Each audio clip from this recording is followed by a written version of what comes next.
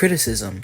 What is criticism? The analysis and judgment of the merits and faults of a literary or artistic work.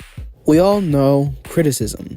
We always use criticism to help others with their projects like art, videos, sometimes mental health, or the things we'll be talking about in this video today are movies. I wanted to talk about this because a user mentioned this in our arguments about GXK and the Monsterverse, and his argument was about if a director made awful movies, they're going to continue making awful movies and not improve on themselves. I want to take a deep dive into the whole how directors can't change or improve on something when it comes to movies, which I'm going to be honest, I don't agree with, and I'll explain why I don't agree with it. Meet the guy who made the Polygon Godzilla trilogy, Hiroyuki Sashida.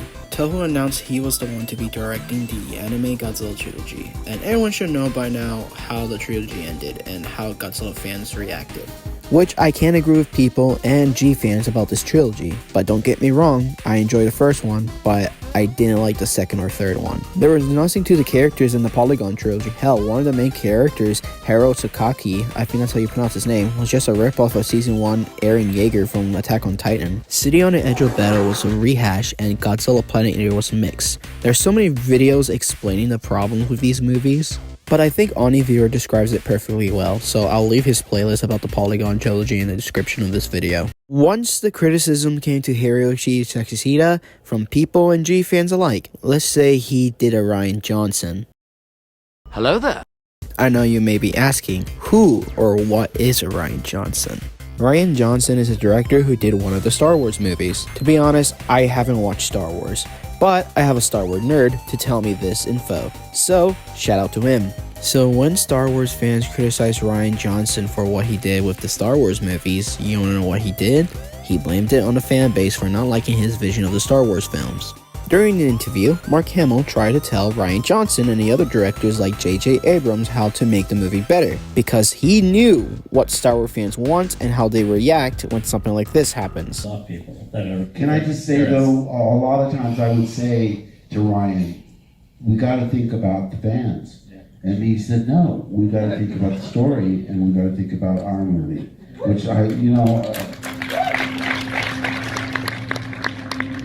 In 7, you discovered Luke obviously is a hermit on this island, that there's so much unsaid about where he's been and what he's done. And actors like to write their own backstories. You know, you want to figure out what you've done and where you've been. But I realized that wasn't really important to the story of Force Awakens. I still made it up myself. And, you know, I tried to show it to JJ, and he, you know, was accommodating, but basically patted me on the head, gave me a cookie, and made me go away. Because of that, Star Wars fans called Rian Johnson Star Wars the worst Star Wars movies in the franchise. Hiroyuki Sashida jumped on the bandwagon and did just that, and I'll let the only viewer explain what happened here. The two directors of Godzilla the Planet Eater acknowledge that their film is so different it might turn off hardcore fans, but they say that's an intentional attempt to reach out to new audiences. We welcome getting bashed by the traditionalists, Hiroyuki Sashida, one of the directors, told the Associated Press last week. That proves more than anything that we succeeded in creating something different. He calls Godzilla fans and people who's criticizing his movie as traditionalists or people who's bashing his movie for no reason. This interview was made before the release of the Planet Eater, which it may have affected the movie before it was even released. Then the days go by and the trilogy ended, and we moved on with Godzilla Singular Point and Godzilla vs. Kong that were released in 2021. Then on November 16th, 2022, Gamera Rebirth was announced, and the person who was directing this series is... oh no. Now, a lot of people and I were unsure how to feel about this. Hell, half of me didn't want to watch Gamera Rebirth because of this director.